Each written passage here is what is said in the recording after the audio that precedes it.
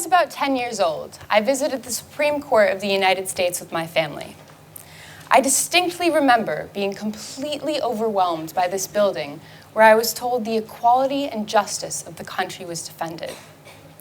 I can still picture in my mind the moment after walking out of the building when we stopped to throw a penny in the fountain and make a wish. My wish, my only wish, was that one day I would work in the building that we'd just walked out of, that I would help uphold justice and be a part of making this world a better place. Now, at the time, I knew nothing about the study or practice of law, and now that I've grown older, I've come to realize that my interest was not actually in practicing law at all. What I was craving was the ability to be in a position where I could help make the world a better place to live in.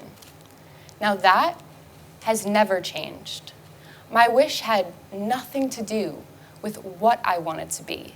It was about who I wanted to be. When you were young, as well as probably even quite recently, you were asked the question, what do you want to be when you grow up? Now, as someone in their final year of study, I can definitely sympathize with the terror associated with being asked this question. On a night out, at dinner parties, by taxi drivers, at every family event, you name it. Every time I think I'm safe, that question seems to love to throw me off guard. But I'm here to talk today about why I'm exceptionally frustrated with the frequency and the normalcy in our society of being asked, what do you want to be? The reason we currently ask and phrase this question in the way that we do is that we see development and education as, frankly, an industrial machine meant to churn out individuals with specific skill sets to go into certain careers and industries. I see a real problem in this. This does not allow for proper development of any individual. It puts people into boxes, denies well-rounded growth, and creates a society in which people's natural talents are suppressed, therefore denying them the ability to live up to their full potential.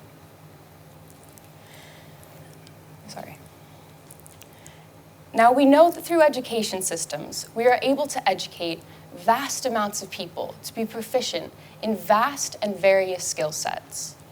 But what we need to do now is teach people more than skills and knowledge. You can't hand someone a textbook and expect them to feel inspired. We need to align textbook education with teaching that leads to inspiration, motivation, and passion. The world is changing rapidly. We must adapt with it. I honestly believe that each person sees the world in a completely unique and different way than any other individual. We need to tap into this. We need to tap into each individual's unique perspective to facilitate their ability to think the way they think, to help bring to fruition their capacity to create and inspire. From 10-year-old me to now me at 21, I no longer have a burning wish to practice law. However, the real wish I was making at 10 years old has remained exactly the same as the years have passed and my interests have evolved. Now, that desire has been nurtured along the way through amazing friends and mentors. But not everyone is as lucky. What we need to do is promote an education system and a society that teaches people to develop and use their inner passions, both for the fulfillment of each individual and for the good of society as a whole.